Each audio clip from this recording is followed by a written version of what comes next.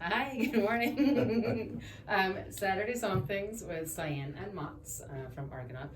This week, on this glorious, glorious spring summer day, we thought we'd feature some wines from Portugal. I did a really interesting Zoom tasting seminar on Portuguese wine this week with Olé and Obrigado imports. Always beautiful wines. And I've noticed every time we have the Spain and Portugal sale, Portuguese wines sell really, really well. And it's kind of, I won't say unusual or an anomaly, but it feels like it's kind of off the radar for a lot of people. And there's some really stunning value out of Portuguese wines. The grapes are unheard of. Like most people are not familiar with them. There's about 250. Even just looking up these wines, I found like 3 more I didn't know. So it's a fun region to source from. All definitely like food-friendly wines too. A lot of these are kind of like country food pairings. The first one that we taste, the recommended pairing for that is cornbread and butter. So sounds great to me. We have a plate of donuts here today, so that's what we're going to have for breakfast. I'm sure that'll work out well too. So starting with a couple of whites that I picked, Mats picked out the reds. I went with first the Nortico Alvarinho. So note that it's Alvarinho, not Alvarinho, because once you cross the border from Spain into Portugal, the Minho River is kind of the border for the two countries, but it's Alvarinho in Spain, Alvarinho in Portugal, and just a little further inland. So these wines aren't quite as maybe salty as some of the Alvarinhos can be from Spain, but really nice, bright, fresh, crisp. I may or may not have had some last night when I got home from work, but it was delicious then and equally delicious now. What do you think? I love the nose. A nice citrus zest, lemon, lime, a little salinity, but very crisp. Easy drinking, perfect for oysters.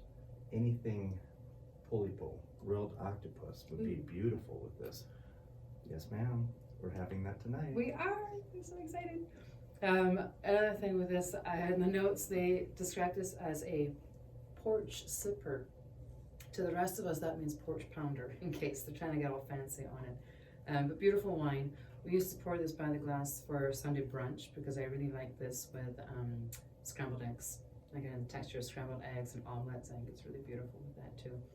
If you're ever not in the mood for bottomless mimosas and you want to have a nice, graceful, elegant glass of wine, I think this is a perfect choice for that too. The label on here is really pretty as well. It's kind of an homage to the traditional tile work that they've done in Portugal. So all these tiles are handmade, going all the way back to the 18th century. And they like to tell a story of the region, tell a story of the history of the land, but then also I think it's nice to convey that story on the wine label too. You're absolutely right. Pretty. It's a really, really stunning wine, especially for the price. Okay, on to the next one. So this is the one that spurred the idea for this tasting. These wines from Portugal, it's a brother and sister team. The brother is drop dead gorgeous. The sister is hilarious. We tasted a few of their wines from all over. This one's coming from the Tejo, forgot now. The Douro. The Douro. So the sister makes these ones. So on the call, the brother was on talking about the wines from the Douro and from the Azores, and then she jumped in the middle from her car. She said, I'm just here to make sure he doesn't say anything wrong and stupid, because he doesn't know what he's doing. He's just pretty, which I thought was hysterical. But this is a wine coming from the Douro. The Douro is a pretty large region, and contrary to popular belief, a lot of people think the Douro is closer towards the town of Lisbon, where Portuguese ports wines are aged. For the north, yes. Oporto. So the town of Oporto, where the port comes from. But the Douro region actually extends a good bit inland, and by all accounts, it's a beautiful, beautiful region. The hillside vineyards there are super, super steep, and all the vineyards are graded by quality depending on the aspect, the drainage, the soil type that's there, and they're all graded by which ones will get used for the better quality port wines, the sweet ones that we know of. Those wines are then made and then shipped down the river and stored in Oporto before they're sold and bottled and sent off to their new homes. But that region too also has a number of other vineyards that are not classified for port wine production. And of recent years, like maybe 20, 25 years, we're starting to see still red wines coming out from Portugal.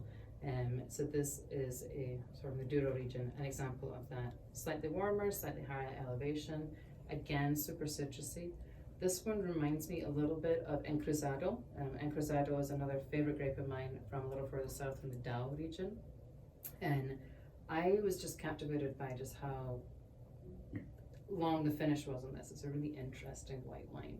Tell our viewers what type of wine this is and what you would pair with it.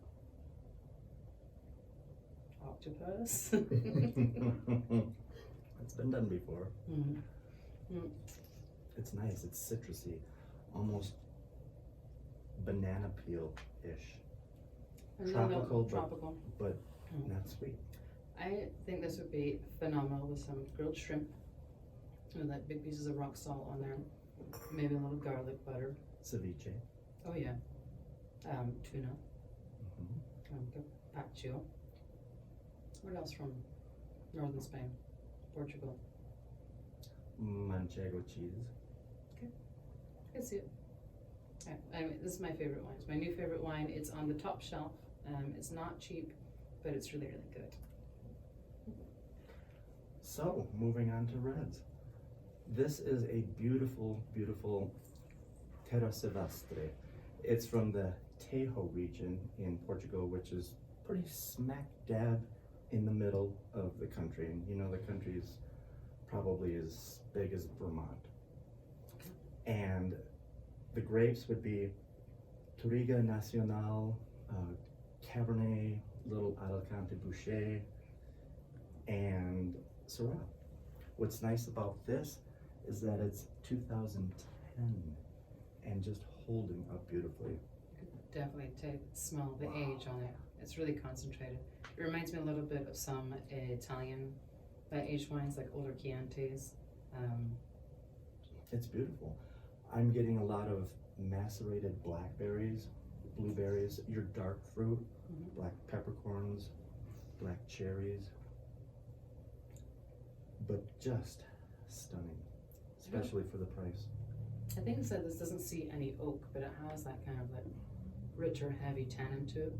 Acidity on it is great too. It lasts a really long time. And it's very soft and so drinkable. Yeah. I love it. And Argonaut's the only store that carries this wine. Yes, ma'am. How special are we? I know. And then going on to the next one, this is just brilliant. It is. It's a blend of Touriga Nacional and Tinta Roriz from Portugal. And it's a 2014. So it's not as old as the Terra Silvestre, but equally as lush and pleasant and drinkable. Funny you say drinkable.